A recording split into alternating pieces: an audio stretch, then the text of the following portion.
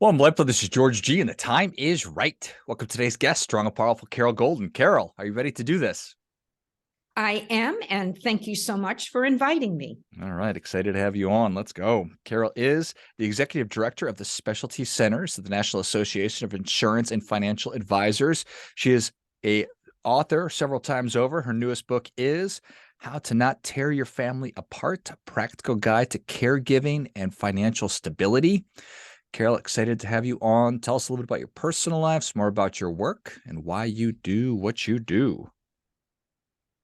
Well, actually, I started out as a translator, French to English, but there was a lot of international travel involved. So at some point, I decided I wanted to be a mom, and that meant actually staying put so I could date someone more than once every 6 months. So I decided to settle in. I was in New York City, actually in Manhattan, and I did have 2 children, and I started to work with a law firm in translating. They were doing estate planning. That led me to say, okay, so we're doing these plans, and lo and behold, one of them blew up because the wife, who was only 53, needed extended care. Well, now, what was that going to do? We had arranged a lot of investments in a ladder, but as things progressed, we had to change the plan. And when you change the plan due to extended expenses, there's tax issues, there's legacy complications. So I started to look into, what did I miss here? Well, over the years, I started to study a lot of contracts, etc. Long story short, the more I read, the more disillusioned I became. So I started to work more and more in the area of extended and long-term care. And then I remarried, and now I had 6 children and a wonderful mother-in-law, but she was older. So I said to my husband, we should plan something. Well, long story short, he and his brother to this day do not speak. And the impact on the family led to the title of the books, How Not to Tear Your Family Apart, and the version that I did for the consumer, How Not to Pull Your Family Apart, which is just the story of a successful family that realizes that longevity is on us. What are we going to do that is not going to tear apart the physical, psychological, and financial stability of a plan, of a good financial plan? I appreciate you sharing that. Did your husband and his brother not speak before, or was it because? It was because my husband and I were in a different financial situation, and his brother didn't have that kind of income, and he was looking to the inheritance as his. My husband looked at this trust fund that we had for his mother as for her. So everything that we did in terms of situating her in an assisted living facility, etc., he talked about the expense, whereas my husband felt it was her fund and the money should be used for her. She didn't pass until she was almost 98. So a lot, because she didn't have any insurance. It came out to be 1.25 that needed to be spent, because when you're in a facility for 10 years and you gradually need more assistance, the cost goes up. But it was her fund. At the end of the day, but that was not the way that your brother-in-law saw it. And I wrote down perspective, and I'm so glad. It's such an interesting thing. There's this money, but that's supposed to be mine when my mom passes away as my inheritance. So therefore, any money that we're spending these are expenses that are eating away at my eventual nest egg versus your and your husband's perspective, which was, hey, this is mom's money and we're going to use it and allocate it to however she's going to be most comfortable. Exactly. And that's not uncommon, to tell you the truth. When you start looking at planning for longevity, you run into all kinds of blocks. The older people, for example, in the book, Grandpa says, hey, I have been handling this for Grandma and I our whole lives. Now, all of a sudden, you want to insert yourself. So there's approaches that I developed by working with these families over the years. What works? What doesn't work? So I developed, working with retirement people like yourself, 3 steps. And it doesn't matter which step they use, but you need to get not only the conversation started, you need to get to continue it. And that's the hard part. Even if you can say, oh, look, Mom, Dad, we love you. We want to know what the plan is. They're going to say, well, that seems like it's my business. Or worse, when you have a mother-in-law like I did, and she does want the help, but you see your 2 sons battling each other. She used to tell me, and it's in the book, that takes all the oxygen out of the room. She said, I'll go to my grave faster if we can't get the boys to work together. I realized we had started too late. Have to start early.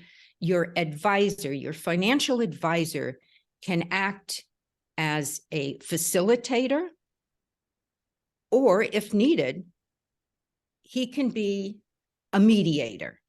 But it's really the financial advisor that the first book was written for, the financial advisor, because there's 93 footnotes in there. If I'm talking about something, how do I research it in case it's not my specialty? In the second book, there are no footnotes. This is just so you can understand how to work well with your advisor, because you need to get this done one way or another, or frankly, it probably will. Not only you run the risk of having your family torn apart, but the effects of the caregiver on the caregiver. I coined a phrase called the caregiving shadow system. 61% of people who work are also caregivers, and that affects their productivity. It affects their career. Now, if they're doing their 401k and they have to start pulling off, the average is $7,400 and change per year to help parents. That's going to change their ability to work with their advisor as they would like to. So it's just got so many implications. The caregiver's lifespan is usually shortened. The financial impact, because we understand compounding. So if they have to stop investing or pull out of an investment, their retirement is seriously impacted along the way. There's no doubt about that. So 60 something percent, 60% of working adults are also caregivers in some capacity. That's a surprising, but once you think about it, that certainly does make sense. And on average of those people, they're allocating $7,000 of their monies, some form or fashion, towards that caregiving. Right. So if that's the average, you can imagine in some cases, it's very little, but in, other cases where no planning has been done, taboo topic. Mom and dad don't want to talk about this. Or frankly, what if you have a couple of sets of in-laws, 4 people, or the complexity nowadays of marriages and the types of marriage. I think it's important we understand that the definition of families now is very personal and very varied. So this may be a brother or a sister that, hasn't been too lucky with their health. The boomers aren't the healthiest cohort we have ever had. So it could be that, or the caregiver could be caught as the sandwich generation. They have children they're trying to put through college. They've started college funding. And then what do they say to their parents? I'm not going to help take care of you. So it's a very, very physical, psychological, and financial problem that if we face the challenge early, when it's not an emergency, it just seems to help in so many ways. Like most problems. Isn't that the truth? An ounce of prevention is worth a pound of cure. And certainly, if we're not accustomed to having these kinds of conversations or doing this kind of planning, they're just going to get bigger and bigger and bigger. And we procrastinate more and more and more, and that exacerbates the problem. And yeah. So it does. It does. That caring conversation, I think that's an incredible term. Thank you. And we build these things up on our head, and this is a difficult conversation. There's no two ways about that. But if I just know I have to have it, it's going to get bigger and bigger and bigger. I'm going to avoid it more and more and more. But it doesn't have to be super complicated to say, hey, mom, hey, dad, hey, grandma, hey, grandpa, can we have a conversation? What does that look like? Well, in a lot of cases, I think, like in the book, grandpa immediately gets defensive. So the granddaughter says to him, but grandpa, you've always been in control. You just said that you were always the one who took care. Well, if you don't tell us what it is that you want to happen, well, then mommy's going to have to make decisions for you. And that doesn't sound like it's something you want. So we're going to put together the care guide. That, of course, is step one. And in the care guide, grandpa, I'm going to do it, mom's going to do it, and you're going to do it. It's going to be a family thing. We're not singling you out. And that's what I learned and what I put in the book. Don't single out someone like, oh God, I don't know what I'm going to do if you get sick. It's going to interfere with my savings and my career. That's not a way to approach it. Even if you feel that way, not everybody has a great relationship with people, but longevity is here. So you have to think about, I've made this financial plan. How am I going to get my family involved? Well, you do it inclusively. Otherwise, exclusively, we all know, well, my husband's brother still doesn't speak to us. We lost contact with our cousins. Family functions, or they're not as much fun because not everybody is there. So in step one, you include, in the book, there's a list and it's exhaustive. What are your passwords? What legal documentation do you have? That is what the care guide is about. It's not just, grandpa, I want to know all your health history, although I'd like to know your specialists, because if something happens and we go to an emergency room, it'll delay things for them to discover everything. So for the younger ones, they did it electronically. There's a lot of safe places to electronically store all of these things. Grandpa's not having it. He didn't grow up with it. He's not doing it. So he puts it in an envelope and puts it somewhere sealed. Now he doesn't feel people are invading his. So you have to look at ways to be logical about it. And in step 2, the care squad, again, this is a way to avoid what my mother-in-law called, all the air went out of the room. You say to people, look, there's our brother doesn't live anywhere near us, but he can be included because most of the bills come in electronically. So he can handle that. He doesn't have to feel like we've excluded him or he doesn't have a role to play. When you assign roles to family members, it avoids them getting hysterical. They may get hysterical anyway, but then you can say, you're supposed to start the tree call chain. You're supposed to be looking at establishing the billing thing. It works for everybody much better. And then, of course, the last step, or any step, is the care planning team, and that's the advisor. You want to work with them and help.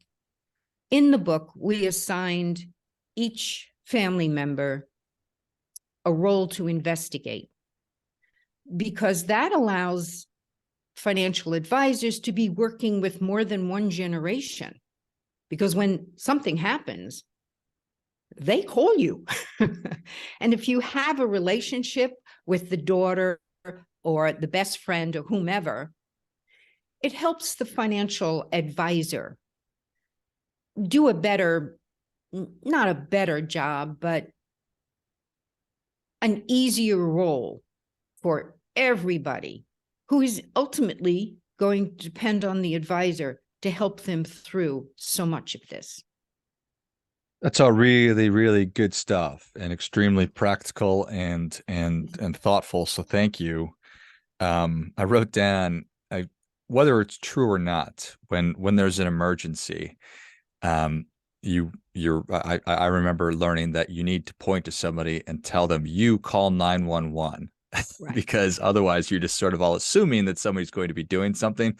And while this isn't an immediate emergency, it is a very slow moving emergency.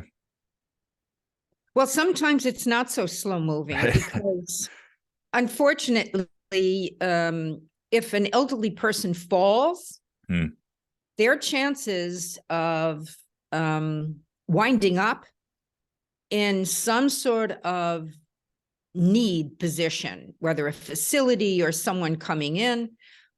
But we all know from COVID that there's very few people coming in. Another statistic I'll share with you is the cost for having a home health care aide or a simple homemaker. In 1 year, it went up over 10%.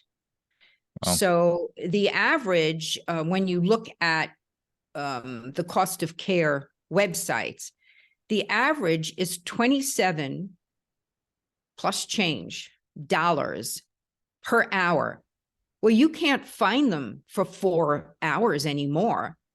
They have charges for minimum 6 hours. They also, you're going to have to pay for their transportation, their meals. So, you know, if there is an emergency, probably the financial planner is going to get a call, because the first week or so, well, okay, but then it starts to really add up. And if they don't have a plan, well, it's much more difficult to do a plan when everybody is tense and upset. That is the absolute truth. So I think that, again, thank you for this important book. And I love a framework. So the 3 steps, I think that that's extremely helpful, and using stories or examples to illustrate, to sort of give character to what is very, very abstract, getting older and needing care, and it's scary, and it's all those things. So I think that this is really helpful. So thank you. And thank you so much for coming on. Where can people learn more about you, and where can they get their copy of How Not to Pull Your Family Apart and How Not to Tear Your Family Apart, a practical guide to caregiving and financial stability? I have a website, www.thecaringconversation.com. Excellent. That's Well, it. easy peasy. If you enjoyed this as much as I did, show Carroll your appreciation and share today's show with a friend who also appreciates good ideas. Go to thecaringconversation.com. And if you are a financial professional, pick up the guide or the book that is designed to help you and helping your clients. And if you are not a financial professional like most of us, pick up your copy and put it to work in your family and make sure that you're going to avoid all of the major problems that Carroll's been sharing with us today. Thanks again, Carroll. Thank you so much. And until next time, remember, do your part by doing your best.